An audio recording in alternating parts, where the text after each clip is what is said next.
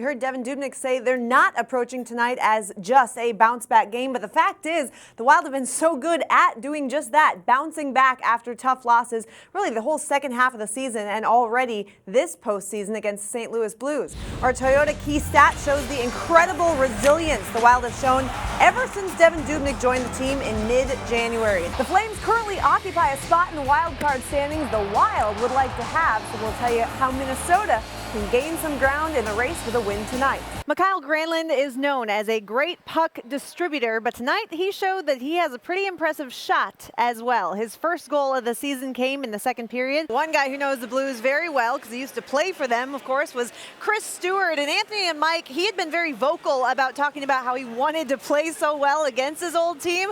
Well, he was impressive tonight. Might have even surprised them with his speed a little bit.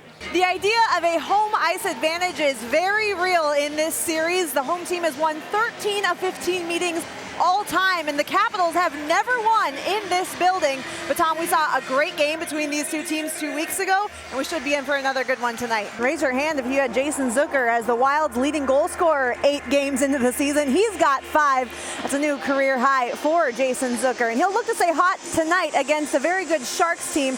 When you look at San Jose, what stands out to you, Ben? Wes, I asked you in the pregame show if the Wild could really put a dagger in this series by winning both of these games at home and take a 3-1 edge to St. Louis. You said, hold on a second. Slow down.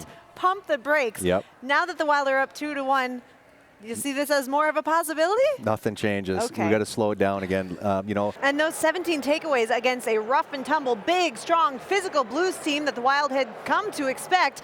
However, the Wild coming up with a 2-1 series lead. Let's start with one of the biggest talking points of the series so far, unfortunately.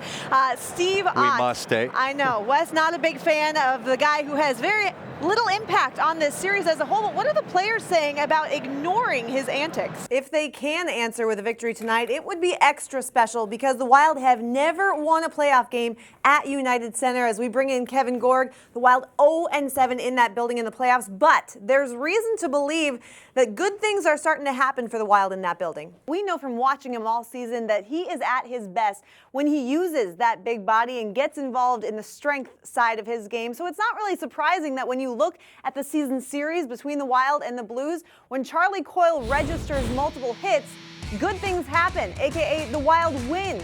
He's celebrating 20 years since he hoisted Lord Stanley's Cup when he won it all with the New Jersey Devils back in 1995. And I'm very pleased to be joined now also by Tom Chorsky himself. Tom, you have lived that long road all the way to the Cup finals. What does it take for a team not only to get off to a strong start right away, but then to make it through that grind over the next couple months? Ken Hitchcock, an old school coach, very similar to one of your old coaches, John Tortorella, but you might have seen there his playoff record leaving much to be desired. 9-15 now in the postseason for Ken Hitchcock. And remember, the Blues have been bounced in the opening round of the playoffs for 2 years in a row, despite home ice advantage, despite a 2-0 lead in the series. And it's the second time in just a week the Wild have beaten the Blues. It's also their third time beating the Blues in their last 4 meetings. And this is a team that dominated the Wild for so long. So a very interesting potential first-round playoff matchup. We expected going into this game that Charlie Coyle would be that centerman on the third line. However,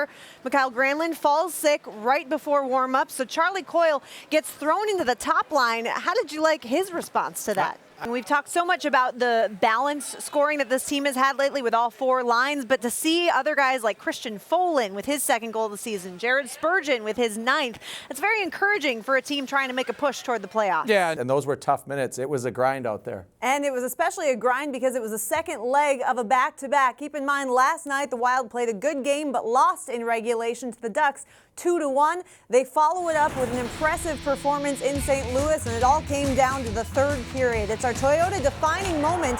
The Wild had only 10 shots up to this point, but they had 9 shots in the 3rd period and 2 goals. Lots of goals to get through in tonight's game summary. In the first period, Chris Stewart making it count against his old team with a pretty move, Wes. Yeah, putting his speed on display here and a great little nifty move here and gets the Wild off and running. And he's fired up. It's 1-0 Wild.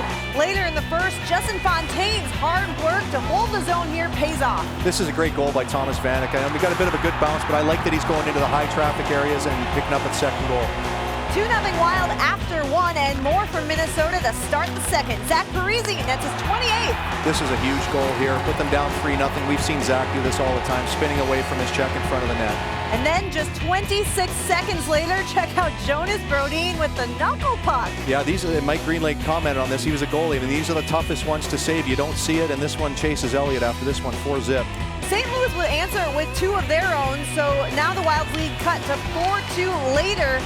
Big answer by the Wild and their third line. Really a big goal going into the third period to get that 5th one. You know, Fontaine really did not have a great night against the Washington Capitals. Great to see him bounce back after the game against Washington.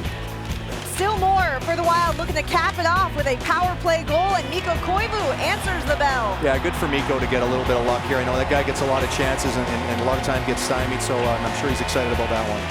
6-3 is the final. Devin Dubnyk gets his 22nd win in a Wild sweater, and the Wild improved to 8-0-1 after a loss since getting Devin Dubnyk back in January.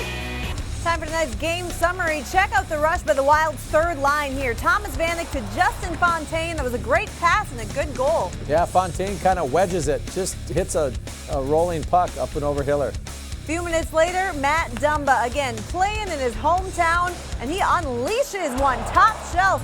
He's pumped up about this one. Yeah, look at Hiller. He's catches with his right instead of his left, so Dumba finds it over the blocker. I think that played a factor. Another good start for the Wild, but Calgary would answer late in the first.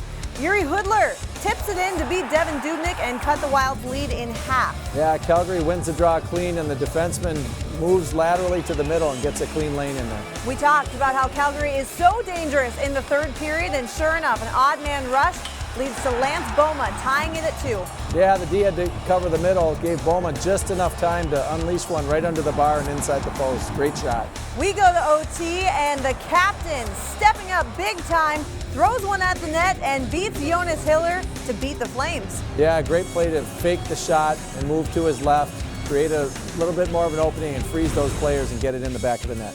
With the win tonight, by the way, Devin Dubnyk matches a career best for wins in a season. He now has 20, 12 of which have come with the Minnesota Wild.